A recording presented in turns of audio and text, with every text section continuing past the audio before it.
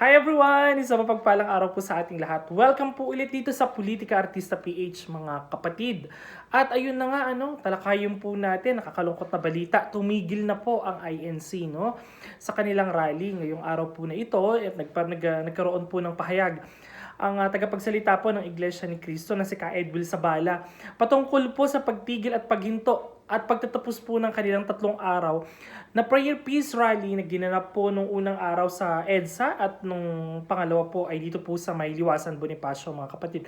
Tinuldukan na po ng ating mga kapatid at nagsalita na po ang tagapagsalita, no? At sila po ay nagkaroon po ng pasasalamat sa mga taong nag-organisa, sa mga taong nagbigay ng kanilang mga pananawat, kuro-kuro at mga taong sumuporta at nagsalita po at mga naging guest po nila dyan po sa kanilang peace rally mga kapatid. At ayun na nga talikayin po natin mga kapatid. Ano po ang pwedeng mangyari gayon pong huminto na po ang peace rally po ng INC mga kapatid. So hindi po talo dito ang INC. Ang pagpaparating po ng kanilang sentimiento at mga pahayag ay malaking tulong po ito para po sa ating mga kababayan at lalong-lalo na po sa mga namumuno po sa ating bansa. At ito po ay malaking tulong para po mapakinggan at kalampagin po ang gobyerno sa mga naging kabuktutan at kamalian po nila, sa mga pagbibigay po at pag-aksyon sa bawat problemang kinaharap ng bansang Pilipinas. Ang hinihingi po ng INC ay ang transparency, accountability at pananagutan po ng mga taong nagmalabis po sa kapangyarihan at nagnakaw po sa ating mga kababayang Pilipino mga kapatid. Ang pera po ng Pilipinas ay pera po ito ng taong bayan. Karapatan po natin na magsalita at magpahayag ng ating mga damdamin, suwestyon at kuro-kuro sa bawat problemang nararanasan ng ating bansa. Hindi po ito selective. Karapatan mo po yan bilang isang Pilipino na magpahayag po ng iyong ng iyong nararamdaman, Sa kanila po ipinilabas po ng INC. Ang sinasabi nga po ng iba dito na dapat daw po hindi daw po nakikisali ang mga ibang religious group at hindi daw po sumasali ang ibang religious ang mga iba't ibang relihiyon wag pong nakikisawsaw pagdating po sa issue ng gobyerno. Bagkus kayo po mismo ay tinulungan po ng INC upang makarating po dyan sa inyong mga kinatatayuan na marapat lang po, din po na magsalita po ang INC patungkol po sa mga problemang pinagdadaanan po ng ating bansa. Ang kinagagalit lang po ng INC at gusto po nilang ipaintindi sa pamunuan po ng Marcos administration ay ang patuloy pong pagmamalabis at patuloy pong paglilihis ng mga problemang kinaharap at ang walang kwenta po at hindi po pagtugon at pagtukoy sa problema po ng flood control project na bilyon-bilyon ang nawala sa kabayan ng ating bayan. Yun po ang hinihingi nila, na panagutin po ang mga taong nagkasala. Hanggang ngayon po, bulag pa rin po hindi pa rin po matukoy-tukoy kung sino po talaga ang pinagmumulaan ng problemang ito. Gayang napigilan po nila si Senator Marcoleta sa pagsasalita at pag-expose ng katiwalian laban po dito sa flood control project.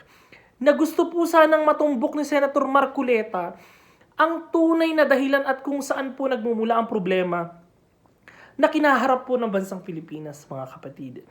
Ang mga taong kasabwat at nagnakaw sa kabang bayan ay gusto pong mapanagot at malaman ng taong bayan kung sino talaga ang mastermind at punot dulo ng ang lahat ng mga ito.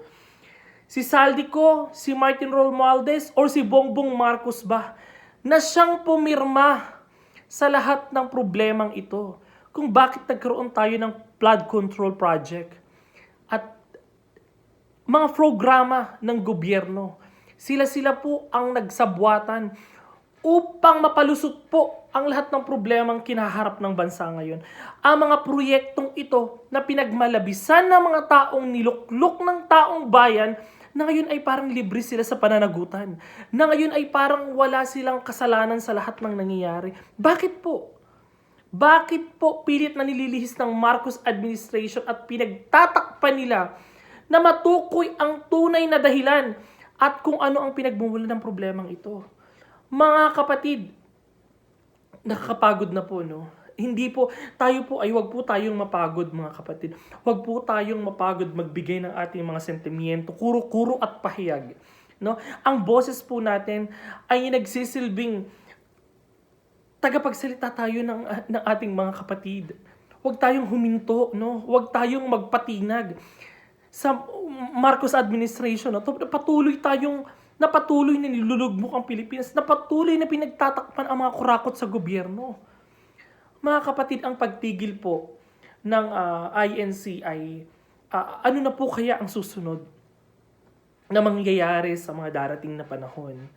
Sa mga ilalaban pa po ba? Sino po ang lalaban para sa atin?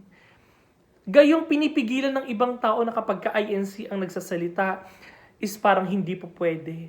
Na pag nag-rally ang mga INC, hindi po pwede. Dapat sila lang ang po pwede. Bakit po? Nasaan po ang mga ibang relihiyon na kapag may problema sa ating bansa ay tumitindig? Tanging ang Iglesia ni Cristo KOJC ang matapang na ginigipit at naninindigan labang po dito, mga kapatid. Ngayon, pakinggan po natin ang pahayag po ng pakinggan po natin ang naging pahayag po ng INC, mga kapatid, ano? Ang kanila pong pagpapahayag po ng kanilang pagtatapos ng peaceful rally po. Ang pasasalamat po nila ay pakinggan po natin. Ito po si Ka Edwil Sabala. Maraming salamat sa inyong lahat sa pakikipagkaisa ninyo sa mapayapang kilusan nating ito. Salamat sa inyong pagtitiyaga na kahit umuulan o mainit ang araw, ay narito pa rin kayo alang-alang sa kahalagahan ng ating mithiin.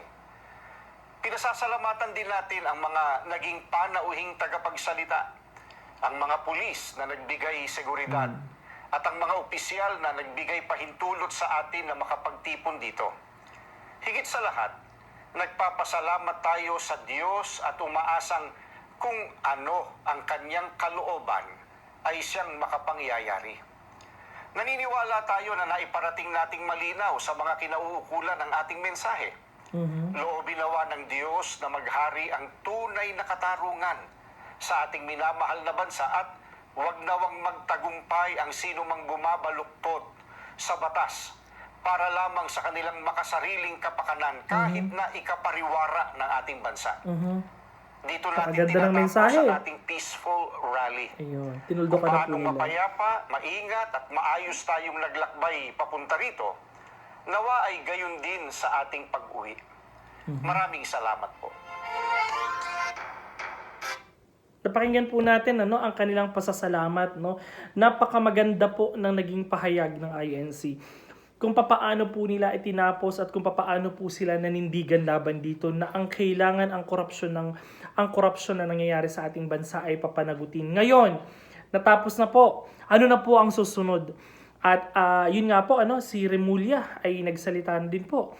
Laban po dito na itutuloy pa din po ano man ang mangyari ay patuloy pa rin po ang gagawing kaso laban po kay Senator Rodante Marcoleta. So, aabangan po natin ano ang magiging daloy, saan papunta ang isyong ito ng mga kapatid. Ano ang magiging hakbang ng INC at ano ang magiging tugon ni Senator Rodante Marcoleta at ng kampo po ni Alan Peter Cayetano, ng mga kakampi po ng Cayetano Block ng mga Duterte po, mga kapatid, So, tignan po natin ang magiging flow. Saan po patutungo, ano ang pupuntahan sa mga darating na panahon at oras ng mga ganito pong nangyayari sa bansa. Masyado na pong masalimuot. Gayong hindi po natutugunan ang maraming problema na kinaharap ng ating bansa. Ang patuloy na pagtaas ng bilihin, pagsihirit ng presyo ng gasolina, mga problemang hindi nalulutas, minimum wage earner, mga problema po sa pagkain na kinakailangan po matugunan ng gobyernong Marcos. Nasaan po patungo ang bansa? Kung patuloy pong puro panggigipit at abayan lang po at wala po silang natatapos na problema. Gayong tayong mga Pilipino po ay nagkakandara pa po, no? At nararamdaman po natin ang hirap na pinagdadaanan ng mga tao, no? So, tayo po ay makikinig, tayo po ay magmamasid. Ano ang magiging kaganapan sa mga darating na panahon? Sino-sino ang makakasuhan laban po dito sa flood control? Dahil sinasabi naman po ni Boying Rimulya na 3 at 4 na senador ang masasampahan ng kaso. So, tignan natin. At meron pong 14 at 13 na mga congressman na masasampahan din po ng kaso. Tignan natin, no, kung meron po ba talagang selective justice na mangyayari sa Pilipinas, or tignan natin kung ano ang magiging galaw po ng Marcos administration laban dito, ang panghihimasok po ni Bongbong Marcos sa mga problemang nangyayari po sa ating bansa, na dapat siya ang may mandato sa lahat, no? Kung pwede po sana niyang mapigilan ang lahat ng sana ito nang hindi na magkawatak-watak at magkagulo-gulo pa, ay hindi na natin alam kung saan papatungo ang habain ang istorya po ng problema to. Humaba na po ng humaba, no, ang mga problemang ito, mga kapatid. Tayo po ay magmamasid po, mga kapatid. So, maraming salamat po sa inyong pag-support at panonood po dito sa Politika Artista PH po. Bye!